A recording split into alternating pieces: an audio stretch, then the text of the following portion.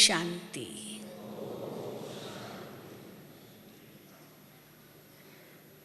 हम सभी भाई बहनें अपने आप को क्या कहलाते हैं? शिव बाबा की संतान हैं हम, ब्रह्मा बाबा की संतान हैं हम। ब्रह्मा बाबा की संतान होने के नाते शिव बाबा के पोतरे और पोत्रियां हैं, और आत्मा के नाते से शिव बाबा के बच्चे हैं। ये इतना बड़ा निश्चय और नशा हम बच्चों को होना चाहिए कि दुनिया की सबसे बड़ी दो अथॉरिटीज़ शिव परमात्मा और ब्रह्मा पिता के हम डायरेक्ट बच्चे हैं। यह नशा तब होगा जब पहले हमें निश्चय होगा कि शिव परमात्मा ब्रह्मा तंत्र के द्वारा हमें पढ़ा रहे हैं, और यह ज्ञान जो यहाँ हम प्राप्त कर रहे हैं ये स्वयं परमात्मा का दिया हुआ सत्य ज्ञान है। अब तक जो कुछ भी हम पढ़ते आए, सुनते आए, वह मनुष्य मत के आधार पर बातें थी या ईश्वरीय ज्ञान केवल आटे में नमक मिसल था, जो बाबा अब हम बच्चों को विस्तार से सुना रहे हैं,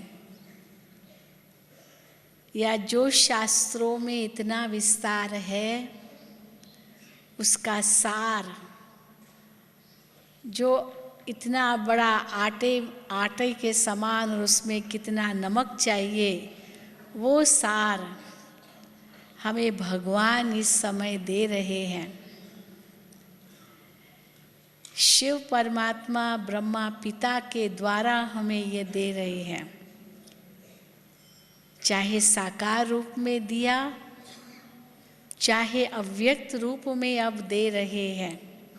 अब भी यही कहेंगे कि शिव परमात्मा ब्रह्मा पिता के द्वारा ये ज्ञान दे रहे हैं, क्योंकि अव्यक्त ब्रह्मा बाबा अब भी हमारे साथ हैं, और शिव पिता और ब्रह्मा बाबा की आत्मा संपूर्ण रूप में गुलजार दादी के तन में प्रविष्ट होकर हमें अव्यक्त वाणी सुनाते हैं। अब ये एक ऐसा निश्चय है जो बहुत बड़ा आधार है हमारे जीवन की धारणाओं का। कई ये बातें न समझने के कारण धारणा करने में भी कठिनाई महसूस करते हैं,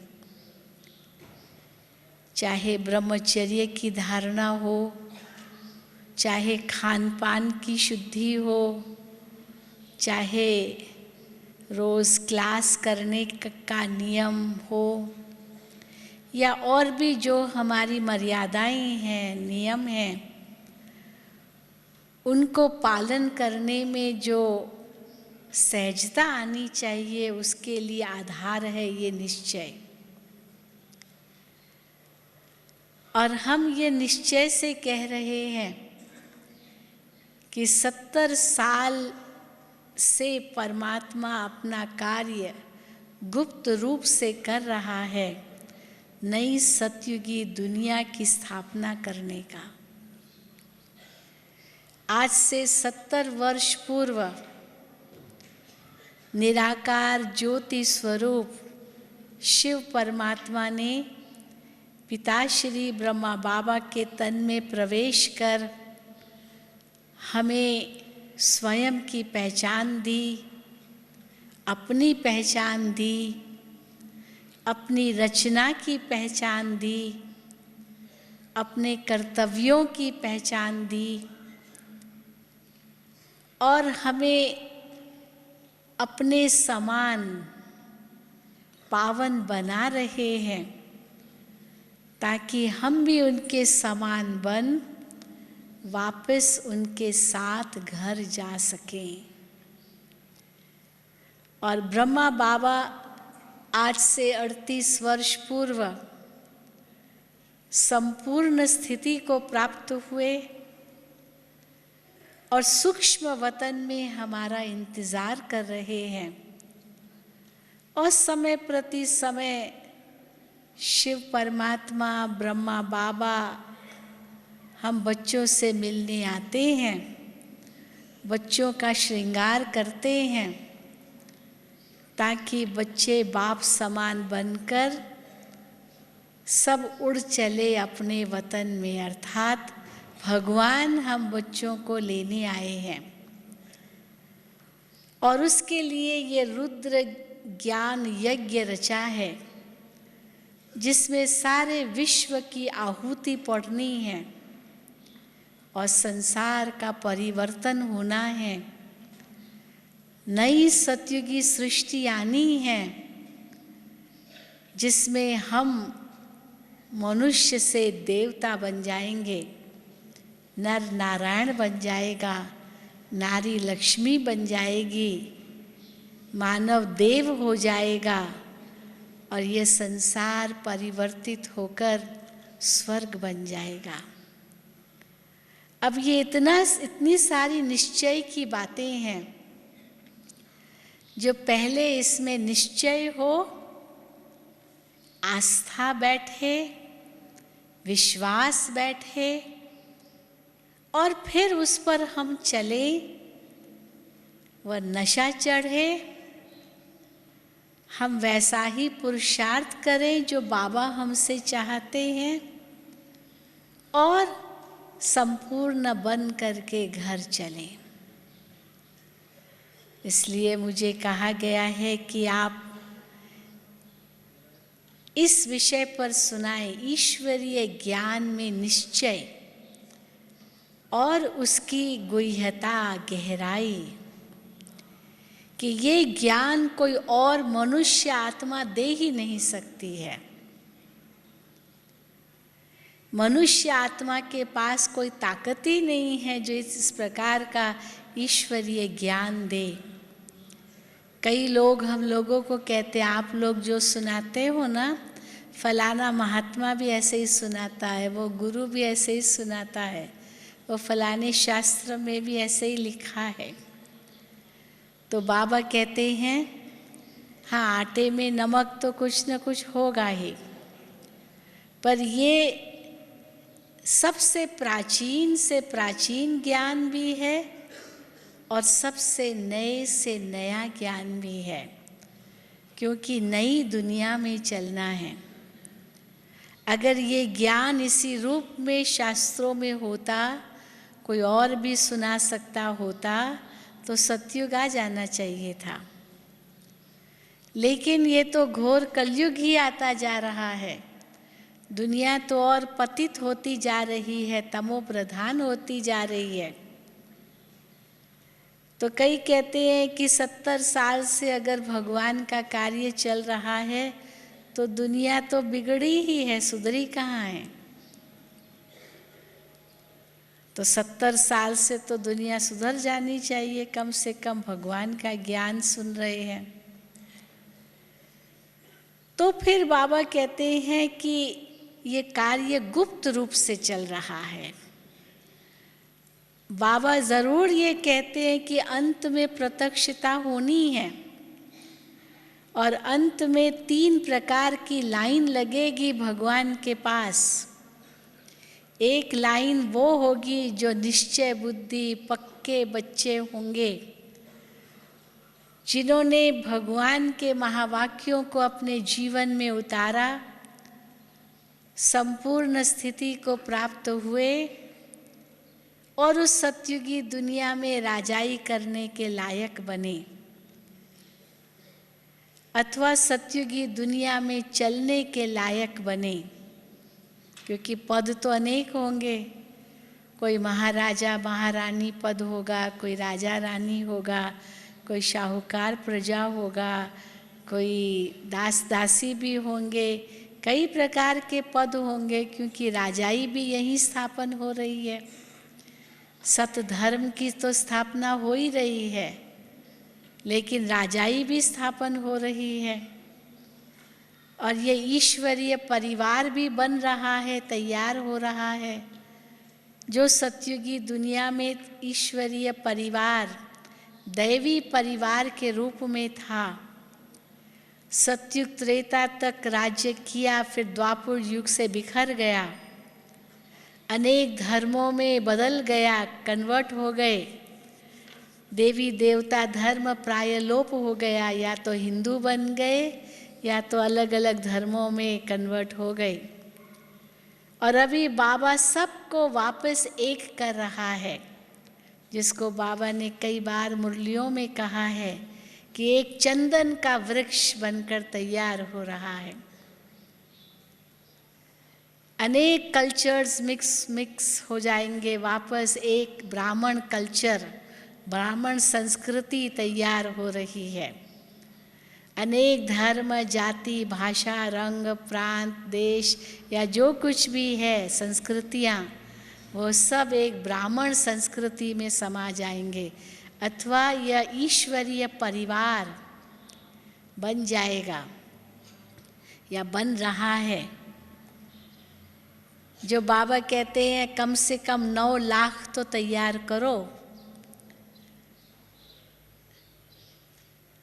वो तो सतयुग के आदि की प्रजा होगी और रॉयल फैमिली होगी, कम से कम 16,108 तो रॉयल फैमिली के होंगे। वो इतने वारिस तैयार करो, और 8 तो संपूर्ण होंगे जो विश्व महाराजन के रूप में होंगे। तो मानो कि राजाई भी स्थापन हो रही है, धर्म भी स्थापन हो रहा है, और एक दैवी परिवार भी स्थापन हो रहा है, और ये भगवान का कार्य गुप्त रूप में चल रहा है। कई कहते हैं हम कैसे माने, भगवान आया है, ऐसे कैसे हो सकता है? पर भगवान के महावाक्य है कि जब जब संसार में धर्म ग्लानि होती है तब तब मैं आता हूँ, और अधर्म का नाश कर सद्धर्म की स्थापना करता हूँ। तो अनेक अधर्म तो सामने खड़े हैं, एक सत धर्म कहाँ है जो भगवान स्थापन करते हैं? अब वो गुप्त रूप में स्थापन हो रहा है। बाकी जो भी धर्म आए या जो भी मठ पंथ समाज इज्म कल्चर, ये जो भी है वो सब इस झाड़ की शाखाएं हैं, वो तो बढ़ती जा रही है। शाखाओं की उपशाखाएं, उनकी उपशाखाएं, उनकी उपशाखाएं, और जैसे उपशाखाएं बढ़ती जाती है वैसे वैसे झाड़ कमज़ोर होता जाता है।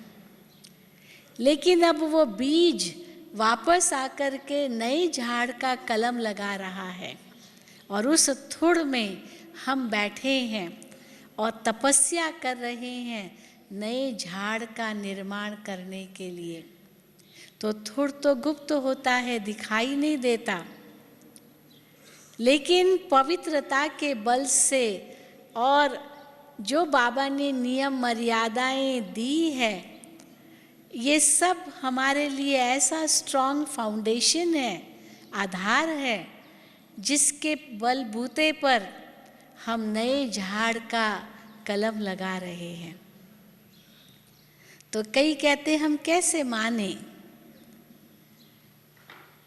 परमात्मा आ गया है ब्रह्मा तन में, और क्या यही तन मिला उनको, और कोई तन नहीं मिला?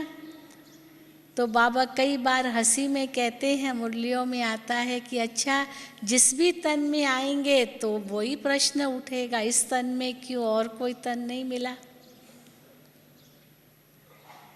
तो जिस तन में आते हैं उनका नाम रखते हैं प्रजापिता ब्रह्मा, क्योंकि ब्रह्मा के द्वारा ही उनको सृष्टि रचनी है। और ये वही आत्मा है जो श्री कृष्ण की आत्मा 84 जन्म लेकर के अपने अंतिम जन्म में है। तभी तो आप देखेंगे कि जब शिव परमात्मा की प्रवेशता हुई ब्रह्मा तन में, सबको श्री कृष्ण के साक्षात्कार हुए। उस समय श्री कृष्ण और शिव का इतना अंतर समझ में नहीं आया था। शिव बाबा का भी साक्षात्कार होता था, पर श्री कृष्ण का भी साक्षात्कार होता था। तो कई तो बाबा को ही भगवान समझ बैठे थे, क्योंकि कृष्ण देखते थे, उनमें ज्योति देखते थे। ब्रह्मा बाबा को खुद समझ में नहीं आया कि ये क्या हो रहा है, ये किसकी शक्ति काम कर रही है, ये कौन साक्षात्कार करा रहा है। और आत्माएं खींचती हुई आई उस आकर्षण से आई, जो आज सवेरे बाबा की मुरली में था कि उस समय तो भट्ठी बननी थी, और जितनी भी हमारी दादियां हैं वो सब बहुत धनवान घरों की थी, बड़े धनाढ्य उनके परिवार थे, और बड़ा अच्छा नाम था समाज में। बाबा का भी बहुत अच्छा नाम था समाज में। और उस समय एक धक से सब समर्पित हो गए। एक ऐसी क्रांतिकारी बात हो गई उस समय हैदराबाद सिंध में। और फिर कैसे इन दादियों को सशक्त करने के लिए 14 साल की भट्ठी बनी, जिसमें सब तरफ से अपने आप को न्यारा बनाकर 14 साल तपस्या की इन दादियों ने। और उसी के बलबूते पर देखो इतना बड़ा आज कार्य चल रहा है। हालांकि दादियाँ यही कहती, हम तो कुछ नहीं करते, सब बाबा कराता है। बाबा भी कहते हैं कि है तो ये ईश्वर का कार्य, पर निमित्त तो किसको बनाना पड़ता है साकार में। तो इसलिए ये निमित्त मात्र साकार में है, लेकिन कार्य तो भगवान का चल रहा है। जैसे रीढ़ की हड्डी दिखाई नहीं देती है, परंतु वो रीढ़ की हड्डी न हो तो हम ऐसे बैठ भी न सके, खड़े भी न हो सके, चल भी न सके। तो वो रीढ़ की हड्डी गुप्त होती है, पर वही शक्ति का रूप है जो शरीर को चलाती है। तो शिव बाबा गुप्त रूप में ये कार्य कर रहे हैं। और बाबा ये भी कहते हैं कि बच्चों का तन मन धन इस कार्य में स्वाहा होता है, तब ही नई दुनिया आती है। कई बार बाबा मिसाल देते हैं कि महात्मा गांधी को जिन्होंने मदद किया स्वतंत्रता की लड़ाई में, वे ही तो जब भारत स्वतंत्र हुआ, गणतंत्र हुआ, वही फिर मिनिस्टर्स बन गए, प्राइम मिनिस्टर बन गया, या जो भी पार्लियामेंट सेट हुई, वो सब फ्रीडम फाइटर्स ही थे, जिन्होंने स्वतंत्रता की लड़ाई में सहयोग दिया, जिन्होंने अपने तन मन धन से सहयोग दिया महात्मा गांधी को, उन्होंने ही राज्य किया। उस समय तो वही था ना। आज भी कुछ जो बचे हैं फ्रीडम फाइटर्स, जिन्होंने उस समय सहयोग दिया, उनको अभी तक भी बहुत कुछ रियायतें मिलती है, बहुत कुछ गवर्नमेंट देती है, फ्री उनको यात्रा करने मिलता है। मानो कि मदद किया महात्मा गांधी को, तो स्वतंत्र देश में उनका अधिकार है इस प्रकार का। तो जो भगवान को मदद करेंगे, बताइए उनको कितना अधिकार मिलेगा। हाँ, सोचने की बात है। अभी तो देखो फिर भी बाबा भेंट करते हैं कि जो दूसरे देश हैं, राज्य हैं, उनमें जो मिलिट्री होती है, आर्मी होती है, वो अपने राजा के लिए लड़ती है, अपने प्रेसिडेंट के लिए लड़ती है। वो खुद तो राज्य नहीं करते हैं, अपने प्रेसिडेंट के लिए, राजा के लिए वो मर मिटते हैं, परंतु यहाँ हमारी लड़ाई विकारों के साथ है। और इस लड़ाई में जो विजयी होंगे वो स्वयं राजा बनेंगे। वो तो फिर भी राजा के लिए लड़ते हैं, फिर भी वो प्रजा में ही आएंगे, वो जाके राजा थोड़ी बनेंगे। पर यहाँ जो माया से लड़ते हैं वो राजाई कुल में आएंगे अगर विजय प्राप्त की तो। इसलिए ब्रह्मा तन ये मुकरण तन है। हर कल्प में सबसे नए से नया व्यक्ति भी और सबसे पुराने से पुराना भी। इसीलिए ग्रेट ग्रेट ग्रैंडफादर हम ब्रह्मा को कहते हैं। और जो ज्ञान दिया, ये ज्ञान भी कितना ही महान ज्ञान है। कई कहते हैं वो भी ऐसे ही ज्ञान देते जैसे आप लोग देते हो। हम कहते हैं हो ही नहीं सकता। आत्मा का ज्ञान ही लीजिए, कितना अंतर है।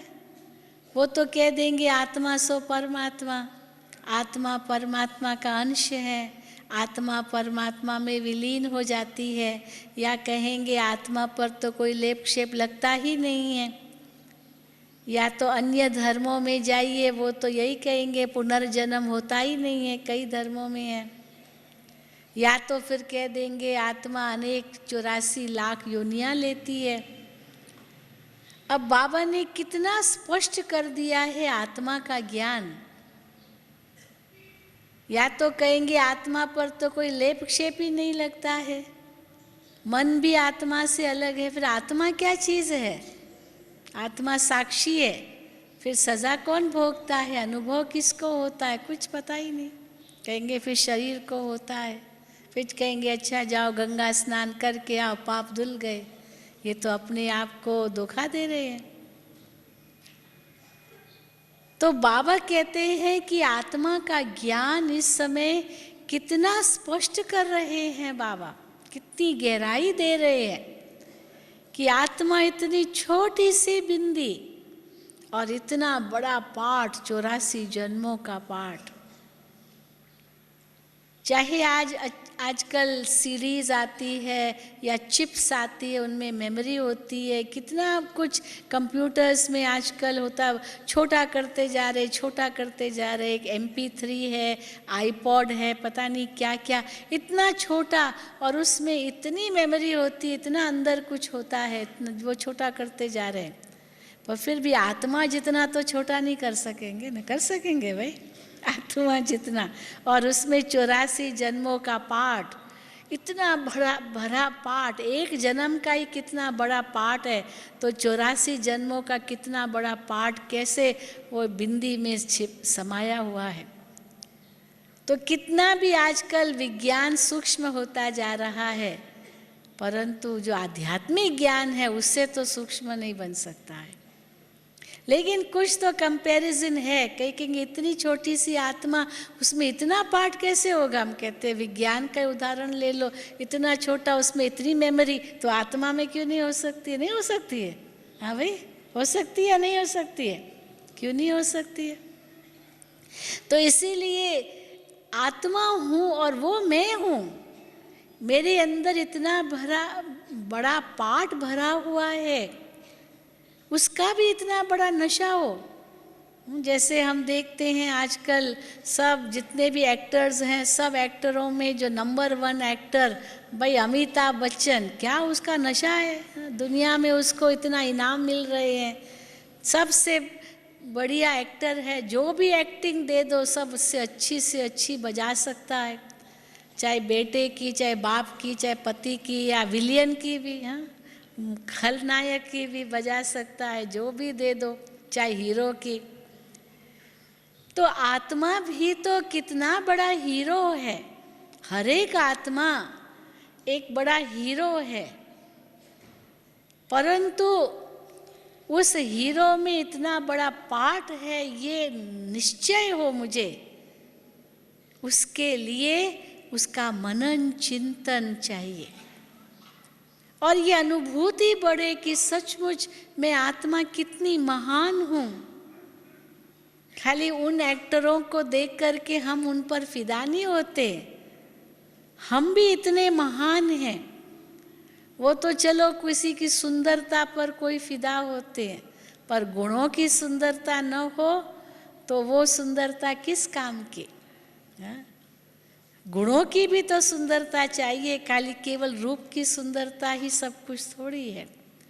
तो आत्मा देखो गुणों की भी में भी कितनी सुंदर है, पाठ भी भरा हुआ है और गुणों में भी कितनी सुंदर है। मैं वो इतनी सुंदर आत्मा हूँ। सत्यम शिवम सुंदरम हम शिव बाबा के लिए तो कहते हैं, पर आत्मा भी तो है ना, सत्यम है, अविनाशी है, अजर है, अमर है और कभी न घिसने वाला पार्ट है। तो ये मनन चिंतन आत्मा करे, ये ज्ञान जिस प्रकार शिव बाबा हमें दे रहे हैं और कोई नहीं दे सकता है, आत्मा का ज्ञान। मुझे याद है एक बार यहाँ हम लोगों ने एक प्रतियोगिता रखी थी, कंपटीशन, गीता का भगवान कौन, और उस कंपटीशन में बहुत प्राइजेस रखी थी। तो एक भाई पूना के थे, अभी तो शरीर छोड़ा उन्होंने, बहुत बड़े स्कॉलर थे और संस्कृत कॉलेज के भी वो प्रिंसिपल रहे थे, बहुत शास्त्र पढ़ डाले थे। तो उनके पास भी ये बात आई कि भाई आप ये प्रतियोगिता में भाग लीजिए। गीता पर ही कुछ था प्रतियोगिता में। तो उसने कहा कि पहले मैं कुछ लिखूं, उसके पहले मैं जाकर के संस्था में देखूं कि आखिर ये लोग सुनाते क्या हैं। तो वो आया, पूना के हमारे सेंटर पर आया, वीरकर उनका नाम था। तो जैसे वो आया, अब 50 साल से उसने शास्त्र पढ़े थे, काफ़ी बड़ी उम्र थी, 70 साल से ऊपर उस समय उम्र थी। 50 साल से वो शास्त्र पढ़ रहा था और कई संत साधु महात्मा गुरु। तो बाबा हम बच्चों को जो इतना ऊंचा ज्ञान दे रहे हैं, मैं बता रही थी कि अंत में 3 लाइन लगेगी। एक लाइन तो वो लगेगी जो बाबा के पक्के सच्चे बच्चे, नए विश्व का अधिकार लेने वाले बच्चे होंगे, उनकी लाइन लगेगी। पर दूसरी लाइन वो भी लगेगी जिनको आप संदेश दोगे, वो हाँ हूँ करेंगे लेकिन उस पर चलेंगे नहीं। चलेंगे नहीं तो फिर अंत में वो पश्चाताप करेंगे। तो पश्चाताप करने वालों की भी लाइन लगेगी, जो बाबा कहते हैं अंत में वो क्या कहेंगे, प्रभु तेरी लीला अपरम अपार, आप आए और हमें पता चला लेकिन हमने गफलत की।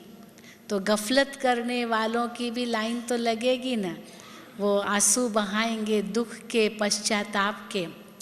लेकिन तीसरी लाइन वो भी लगेगी जिनको पता भी नहीं चलेगा, उनका पार्ट ही नहीं होगा, परंतु बाबा कहते हैं वो उल्हेना आपको देंगे कि आपने हमको बताया क्यों नहीं।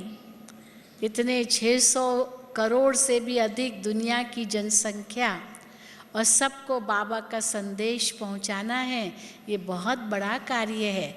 पर उसके लिए पहले स्वयं निश्चय बुद्धि बने, निश्चय पक्का हो तो दूसरों को भी दे सके, ज्ञान सुना सके। और वो निश्चय इतना अपना पक्का हो, केवल मुख तक ही न सुना सके लेकिन हमारी धारणा भी उनको सुनाए। जो बाबा कहते हैं कि अंत में इतना ज्ञान सुनाने का नहीं रहेगा, लेकिन आपकी दृष्टि, आपकी वृत्ति, आपकी भावनाएं, आपके वाइब्रेशंस यही काम करेंगे। आपकी मनसा, वाचा इतनी नहीं काम करेगी जितनी ये सभी काम करेंगी, क्योंकि इनका प्रभाव ज़्यादा पड़ेगा। तो वो हमारे व्यवहार में दिखाई दे, उसके लिए हम उस ज्ञान को अपने स्वरूप में लाएं। जो बाबा कहते हैं अनुभवी मूर्त बनो, स्वरूप बनो। नहीं तो ज्ञान तो दुनिया में बहुत सुनाते हैं, इतने अच्छे अच्छे भाषण करते हैं, मैनेजमेंट गुरुज क्या भाषण करते हैं, एक एक भाषण का उनको कितना हज़ारों रुपया मिलता है।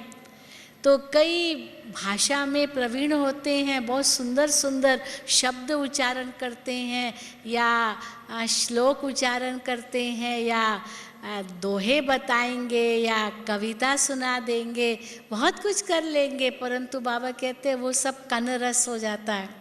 वाह वाह वाह वाह के गीत लोग गाएंगे, पर केवल कनरस न हो, उनके अंदर तक पहुँचे और वो भी अपना जीवन बदल दे। पर उसके लिए हमें उसका स्वरूप बनना होगा। तो ज्ञान का मैं स्वरूप कहाँ तक हूँ? आत्मा का ज्ञान जो मुझे प्राप्त हुआ है, उस ज्ञान से मेरी दृष्टि इतनी पवित्र बनी है, जो मैं किसको भी देखूं उसको भी आत्मा रूप में ही देखूं। जो बाबा कई बार कहते हैं कि आत्मा ही दिखाई दे और कोई दिखाई न दे, क्योंकि ये आत्मा का ज्ञान इतना ऊंचा है जो मनुष्य के लिए वो आईना का रूप है। मैं बता रही थी उस भाई की बात, तो वो जब पूना में आया सेंटर पर, तो एक छोटी सी कुमारी 15 साल की बालिका, उसने उसको वहाँ जो मीरा सोसाइटी में म्यूज़ियम है वहाँ उसको ले गई चित्र समझाने के लिए। तो आत्मा के चित्र पर जब पहुंची तो बता दिया बड़ा सहज, आत्मा क्या है, एक ज्योति बिंदु है, मन बुद्धि संस्कार है, आत्मा शरीर में प्रवेश करती है तो जीव आत्मा कहलाती है, आत्मा यहाँ भ्रिकुटी में रहती है, शरीर मोटर है, जैसे वो चित्र है। तो 2 मिनट में समझा दिया, लेकिन वो जो उसने समझा उसकी तो आंखें खुल गई और कहे कि अच्छा आत्मा का ऐसा ज्ञान हमें दे रही है। मैं तो 50 साल से शास्त्र ढूंढ डाले, किताबें पढ़ डाली, गुरुओं से पूछा कि आखिर आत्मा है क्या चीज़, पर किसी ने भी मुझे सही रूप से आत्मा का परिचय नहीं दिया। बस निर्लेप है, निर्लेप, पर क्या चीज़ है वो? निर्लेप क्यों? अगर है तो ज़रूर उसका कोई कार्य होगा ना। निर्लेप निर्लेप कहने से क्या कार्य सिद्ध होता है? तो इसीलिए उसको जो भी जहाँ सुनता तो कभी उसको सेटिस्फैक्शन नहीं होती थी। और जब यहाँ आया उसको एक छोटी सी कुमारी ने आत्मा का ज्ञान दिया, कहता है मेरी तो आंखें खुल गई। फिर तो उसने खूब स्टडी किया, सारी किताबें पढ़ी, जगदीश भाई से मिला, बहुत कुछ, और उसके बाद उसने लिखना शुरू किया तो उसको फर्स्ट प्राइज़ मिली। उस कंपटीशन में फर्स्ट प्राइज़ मिली थी। फिर उसको मधुबन में बुलाया था कि उसको इनाम दिया था। फिर उसने कहा, उसको बताया कि कैसे अव्यक्त बाप दादा आते हैं। तब उसने उसका, मैं उस पर रिसर्च करूँगा कि अव्यक्त वाणियाँ जो है ये कितनी महान वाणियाँ हैं, इन अव्यक्त वाणियों में कितनी ज्ञान की गहराई है। अगर यही हम अपने जीवन में धारण कर ले, इनफ, शास्त्रों को पढ़ने की कोई ज़रूरत ही नहीं है। वो तो बहुत विस्तार है और कितना तो आसार है। जो आवश्यकता है इस समय की मांग अनुसार, वो हमारी जो बाबा अव्यक्त वाणियाँ जो सुनाते हैं, परंतु उनका जो फाउंडेशन है वो तो साकार वाणियाँ हैं, जो शिव परमात्मा ने ब्रह्मा पिता के द्वारा सुनाई। और अव्यक्त वाणी भी हम कहेंगे शिव पिता ब्रह्मा पिता के द्वारा ही अव्यक्त रूप में सुना रहे हैं। गुलजार दादी तो केवल एक माध्यम है। तो आत्मा का ज्ञान, फिर परमात्मा का ज्ञान, आज तक सचमुच कोई भी नहीं बता सका ईश्वर कौन है, कोई नहीं बता सकता। जितने मुख उतनी बातें। फिर कह देंगे अच्छा किसको भी याद कर लो, आप कृष्ण के भक्त तो कृष्ण को याद करो, राम के भक्त तो राम को याद कर लो, हनुमान के भक्त तो हनुमान को याद कर लो, जो भी आपका इष्ट है आप उनको याद कर लो। अब यहाँ कहते नहीं, भले इष्ट अनेक हैं, वो तो इष्ट आप ही बनते हो, आप ही वो इष्ट हो, ये आपकी ही यादगार है। आप ही इतने ऊंचे थे, आप ही पूज्य बनते हो द्वापर युग से, लेकिन बनाया किसने? वो तो केवल एक ही है, परमात्मा केवल एक है। और वो ज्योति स्वरूप है, वो सदा शिव है, वो परम धाम का वासी है और हमें भी वहाँ ही जाना है, वो लेने आया है। ये इतनी सत्य ज्ञान की गहराई है। अगर सचमुच ये निश्चय बैठ जाए तो बुद्धि और कहाँ भटके ही नहीं। अभी जो बुद्धि भटकती है इसमें उसमें, व्यक्ति वस्तु वैभवों में, सचमुच बिल्कुल बंद हो जाए भटकना। अरे 2 युग से जिसको हम पुकार रहे थे, बुला रहे थे, वो आ गया है इस धरती पर और वो अपनी पहचान देकर हमें कह रहा है, बच्चे अब मुझे याद करो, बच्चे मुझे याद करो। कई बार भाई बहनें कहते बस बाबा के साकार में यही तो आता है, बच्चे मुझे याद करो, मुझे याद करो। तो मुरली में यही तो सार होता है, बच्चे मुझे याद करो। हाँ, सार तो यही होगा ना, जीवन का सार ही यही है, जीवन का भी सार यही है कि हमको अपने मन को ईश्वर में लगाना है। भाई ने क्या बताया, सेल्फ रियलाइजेशन के बाद गॉड रियलाइजेशन, उससे ही तो मिलना है। तो तात्कालीन लक्ष्य तो वही है, परमात्मा से मिलन। परंतु उस मिलन से क्या प्राप्ति होनी है ये भी किसी को पता नहीं। मिलन ही सबसे ऊंची प्राप्ति नहीं है, वो तो हमारा बाप है। पिता से मिलना कौन सी बड़ी बात है। तो जिसको भगवान से मिलना मनुष्य असंभव समझते हैं, बड़ा मुश्किल समझते हैं, हम कहते हैं वो तो बड़ा सहज है। अरे वो तो आपका पिता है, पिता से बच्चा नहीं मिलेगा तो और कौन मिलेगा।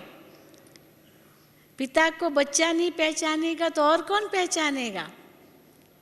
और पिता को पहचान देगा भी तो पिता ही ना, बच्चा कहाँ से पिता की पहचान लाएगा। बच्चे को तो पहचान है ही नहीं, बच्चा तो अपने आप को ही भूला हुआ है, तो पिता को क्या पहचानेगा।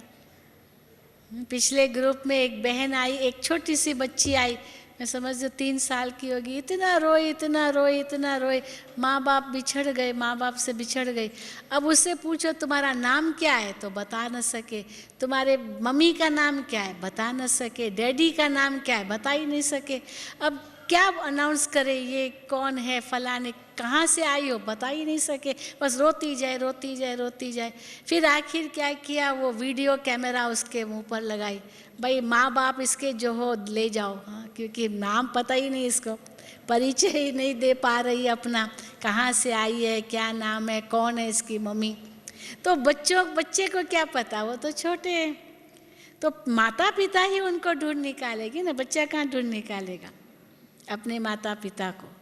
तो हम बच्चे भी तो बिछड़ गए भगवान से, खुद को ही भूल गए, तो ईश्वर को कहाँ पहचानेंगे।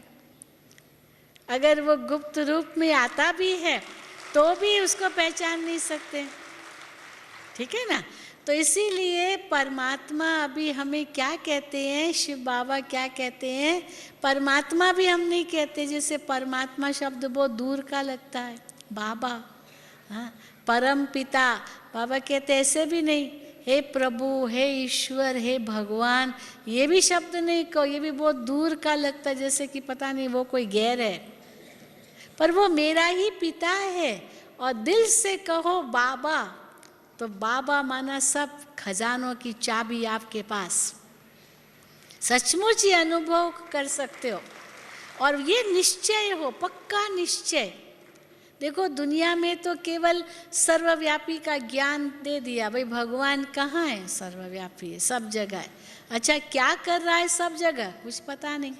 कितने मतांतर है, क्या कर रहा है भगवान सब जगह रहकर, तो भी अनेक मतें हैं।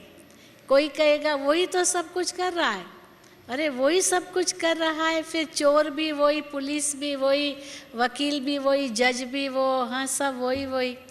क्या वन मैन शो है क्या, एक ही सब कुछ कर रहा है।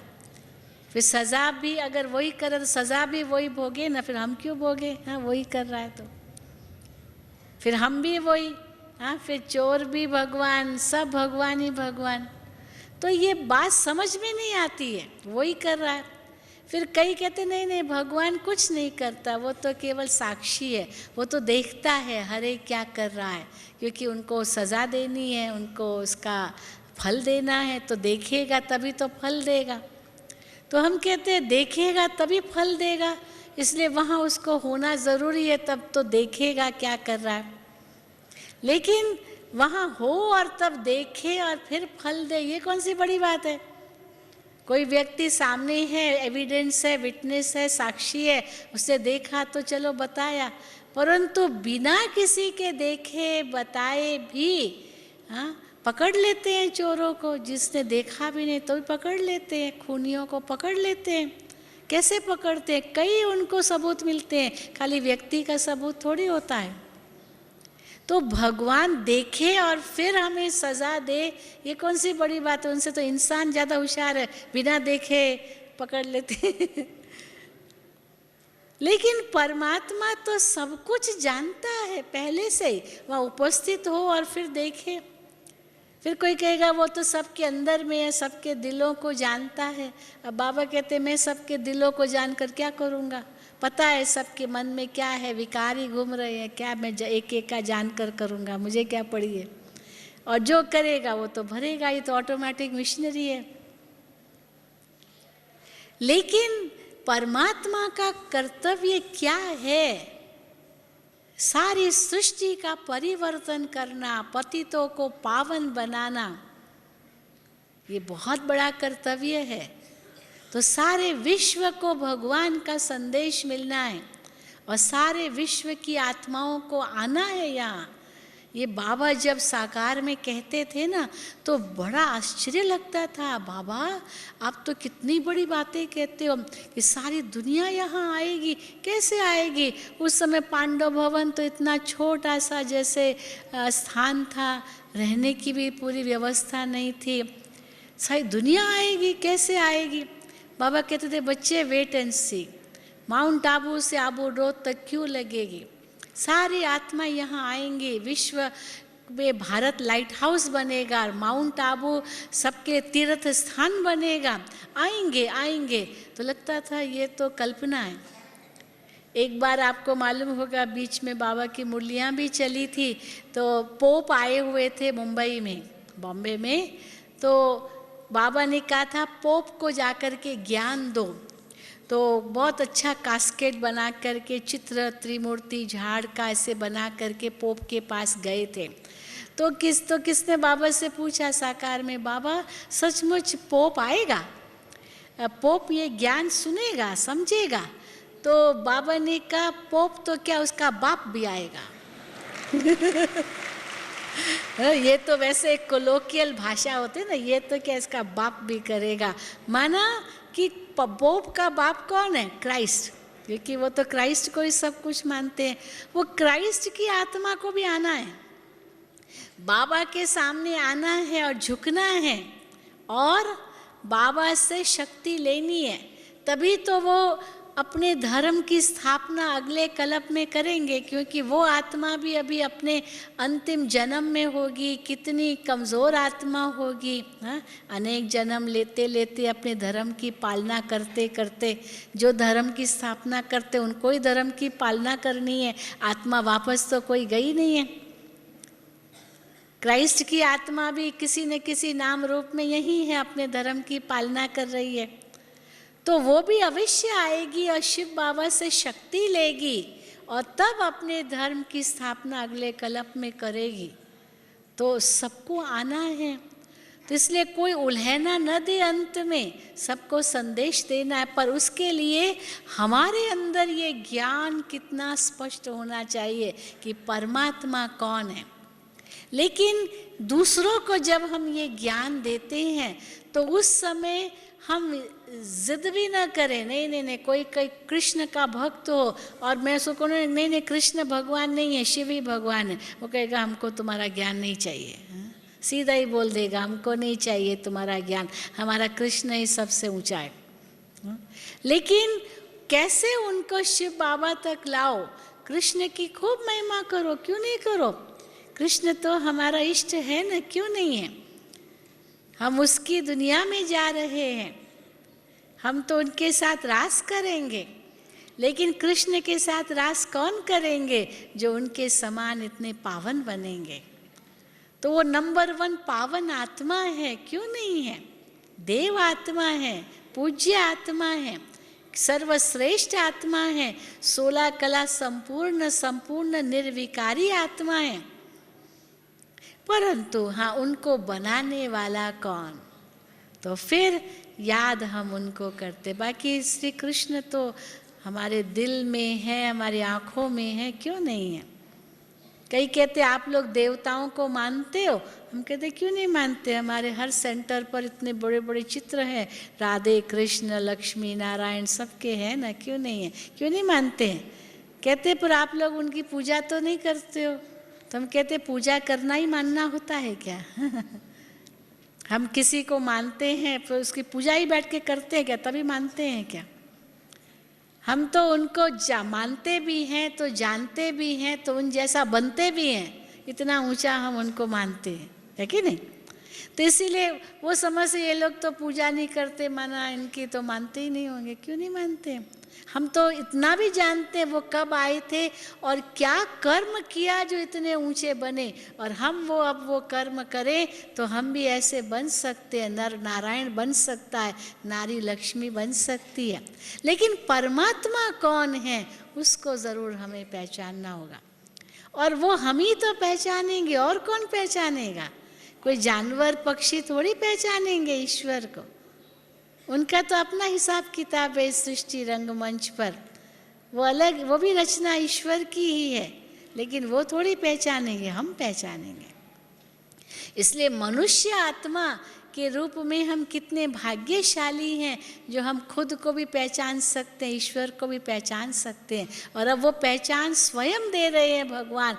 इतना पक्का निश्चय हो हमें, और जो हमें पक्का निश्चय होगा हमें, तो फिर उनके जो भी निर्देश है उन पर हम चलेंगे। जो बाबा कहते हैं कि बच्चों का प्यार है बाबा से, तो उसकी निशानी क्या है कि जो उनकी श्रीमत है, जो उनका आदेश है, वो आदेश हम पालन करेंगे, उन जैसा बनेंगे।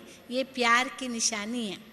बताया ना बहन ने, प्यार की शक्ति, इतनी बड़ी शक्ति है दुनिया में जो सबको एक कर सकती है, पर वो प्यार पहले आत्मा से हो, फिर परमात्मा से हो, फिर सब से हो। वो प्यार सबको एक करेगा, पर वो तब होगा जब आत्मा और परमात्मा का पूर्ण ज्ञान होगा।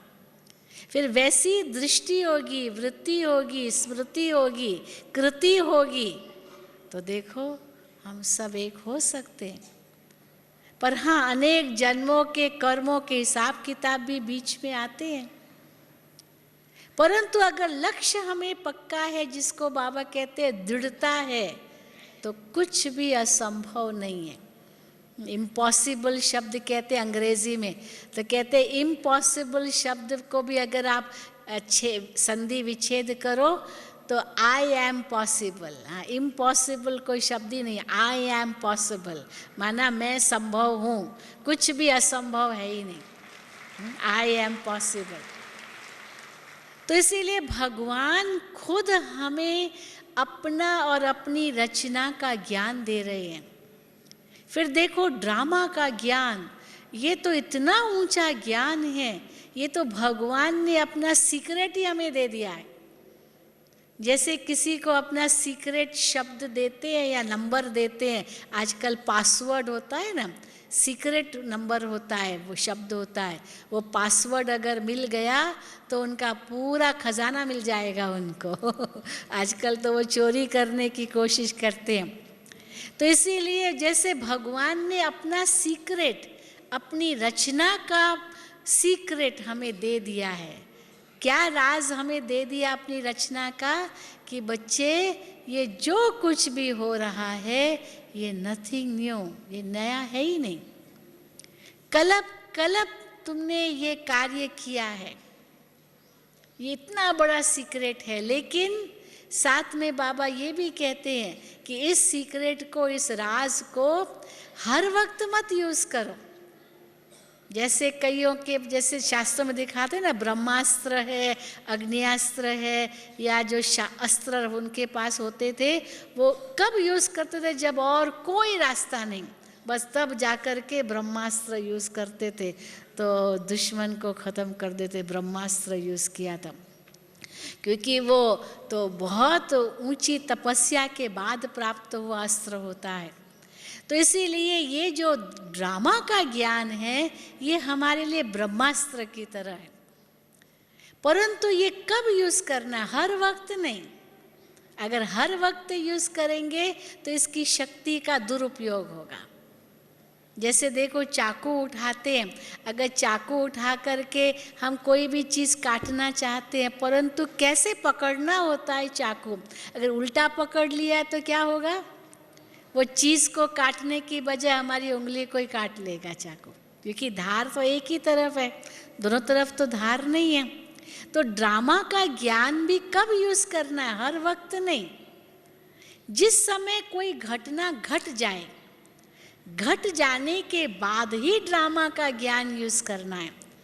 ड्रामा का ज्ञान पहले यूज़ नहीं करना है, क्योंकि अगर पहले यूज़ किया तो उसका गलत उपयोग होगा। अच्छा ठीक है, तो कई कहते हैं अच्छा ड्रामा में जो होगा वो तो होगा ही, फिर पुरुषार्थ क्यों करें, मेहनत क्यों करें, ये क्यों करें? हाँ, फिर कहेंगे अच्छा बैठ जाओ, मत करो। मत करो तो बैठ जाएंगे, बैठ सकते हैं, कर्म तो करना ही है ना। ऐसे ही बैठ जाएंगे, बैठ जा सकते हैं बिना कोई कर्म किए, बोर हो जाएंगे, कुछ तो करना ही है ना। तो जब करना ही है तो उस समय ड्रामा का ज्ञान थोड़े यूज़ करना है, वो तो कर्म करना है। कई कहते हैं कि अगर प्रारब्ध निश्चित है तो पुरुषार्थ भी तो, हाँ भाई प्रारब्ध निश्चित है तो पुरुषार्थ क्यों करें? पर प्रारब्ध निश्चित है तो पुरुषार्थ भी निश्चित है, इसलिए पुरुषार्थ करो ना। निश्चित है तो करो, तो निश्चित है तो हाथ तो चलाना पड़ेगा ना, मुख में पानी तो लेना पड़ेगा ना, अपने आप थोड़ी आएगा। संसार कर्म क्षेत्र है, फल क्षेत्र नहीं है। फल तो उसका परिणाम है। ये संसार को कर्म क्षेत्र कहते हैं। बीज डालेंगे तो फल निकलेगा ना, बीज कर्म का डालेंगे तभी तो फल निकलेगा, सुख का या दुख का। इसीलिए कर्म को महत्व दिया जाता है, फल को नहीं।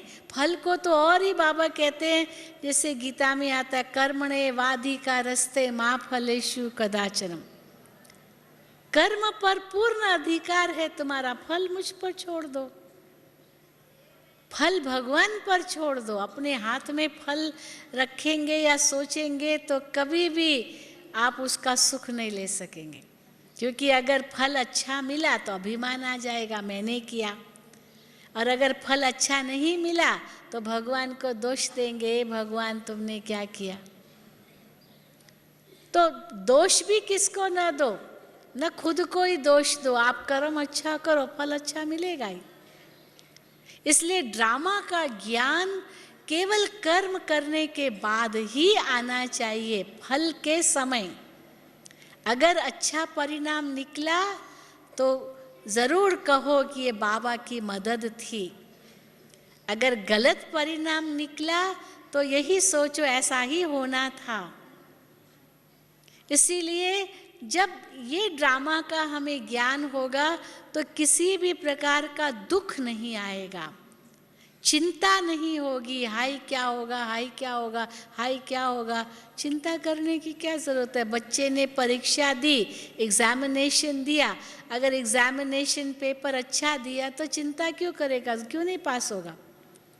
कई ऐसे मैंने देखे विद्यार्थी होशियार होते हैं, बहुत अच्छे एग्ज़ाम्स दिए, उनको 100% निश्चय होता है कि मैं तो विथ ऑनर पास होऊंगा, और निश्चिंत हो जाते हैं, और सचमुच उनके बहुत अच्छे मार्क्स आते हैं।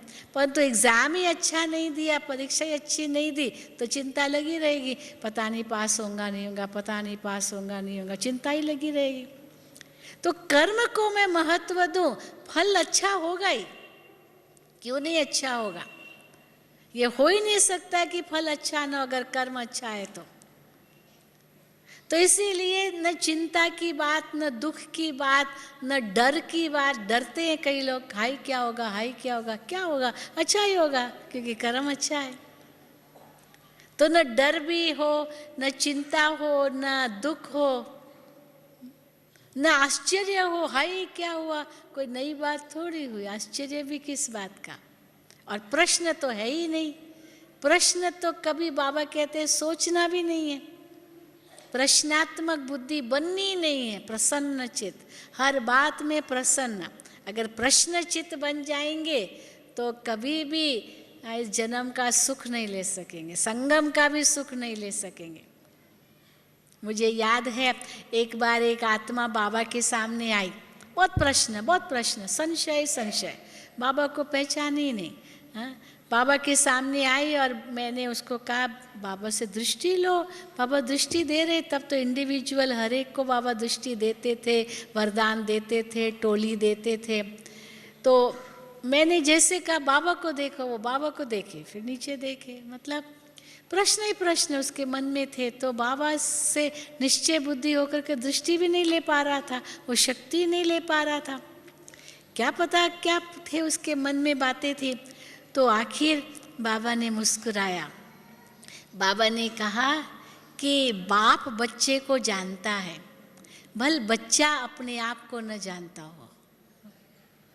वो बच्चा अपने आप को नहीं जानता, क्योंकि अपने लिए प्रश्न, बाबा के लिए प्रश्न, ये सब प्रश्न ही प्रश्न उसके मन में, संशय ही संशय। तो बाबा ने उसको इतनी अच्छी बात कही कि ये भल बाप बच्चे को जानता है, बच्चा न भले बाप को न पहचाने, अपने आप को न पहचाने, पर बाप जानता है। और बाबा ने उसको इतनी अच्छी बातें कही, उनके स्वमान के लिए जो बातें की ज़रूरत थी वो बाबा ने कही। और सचमुच उसका तो हाँ, जो उसके मन में थी ना बात, वही बाबा ने उसको जवाब दे दिया। उसका वो शब्द याद नहीं है, लेकिन जब बाबा ने उसको वही बात उसके मन की कही, तब उसको एकदम से निश्चय हो गया कि ये कोई हाँ ऐसा वैसा नहीं है, ये भगवान ही बोल सकता है, कोई मनुष्य आत्मा नहीं कह सकती है, ये गुलजार दादी नहीं बोल रही है, ये तो परमात्मा की शक्ति है। तो देखिए कि कैसे शिव बाबा हम बच्चों के कल्याणकारी है, वो जानते हैं कि हम आत्माओं का कल्याण किस में है। कई भाई बहनें सोचते हैं ये हम नियम नहीं पालन कर सकते, ये नहीं कर सकते, वो नहीं कर सकते हैं, ये अपनी कमज़ोरी है। जब पिछले मुरली में बाबा ने कहा ना, आलस्य, अलबेलापन और बहानेबाजी, तो बहाने बहुत देते हैं, अपनी कमज़ोरी है। परंतु हम ये भूल जाते हैं कि भगवान हमसे क्या चाहते हैं। बस वो सदा अगर हमारी बुद्धि में हो और हमें वो करना है, क्योंकि बाबा का इतना प्यार है हमारे लिए, हमारा भी इतना प्यार बाबा के लिए है, तो जो बाबा कहें मुझे करना ही है, हर हालत में करना है। ये है निश्चय बुद्धि और नशे में रहने वाली आत्माओं की निशानी। हाँ, जोश के साथ होश भी हो, किस समय क्या करना है, आगे पीछे सोच करके, समझ करके, दूरांदेशी बुद्धि रख करके हमें जो कार्य बाबा ने दिया है वो करना है। तो देखो ये जन्म तो सफल हो ही गया, समझ लो। अभी भी अगर प्राण छूटे तो भी आत्मा बहुत कुछ अच्छे कर्म अपने साथ लेके जाएगी, और अगर अंत तक रहे तो बहुत कुछ देखेंगे। तो यही लक्ष्य रखें कि हम अंत तक रहें, संपूर्ण बने, संपूर्ण बन करके बाबा के साथ घर चलें।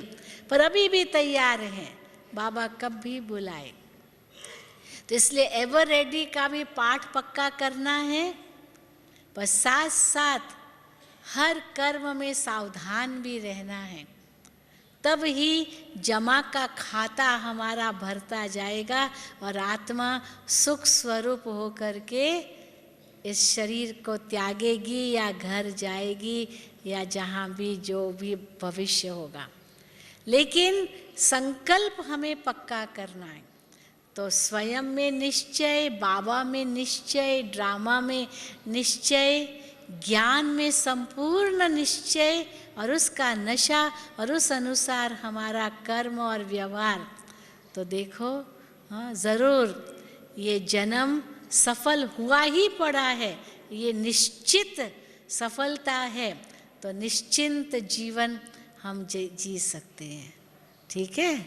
अच्छा, ओम शांति, ओम शांति, ओम शांति।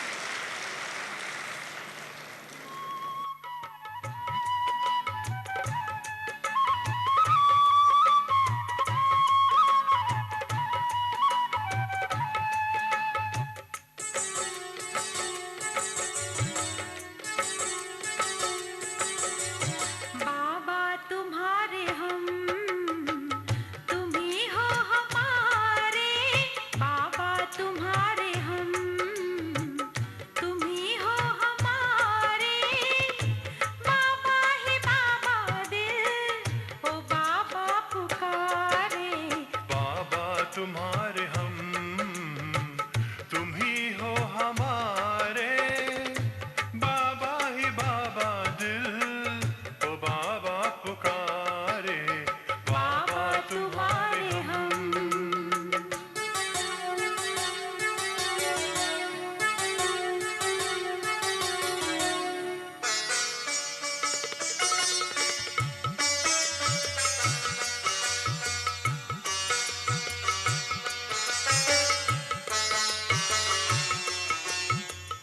किसी भक्ति का फल पाए, पास तुम्हारे इतने आए, तेरे सिवा कोई नजर न आए। किसी भक्ति का फल पाए, पास तुम्हारे इतने आए।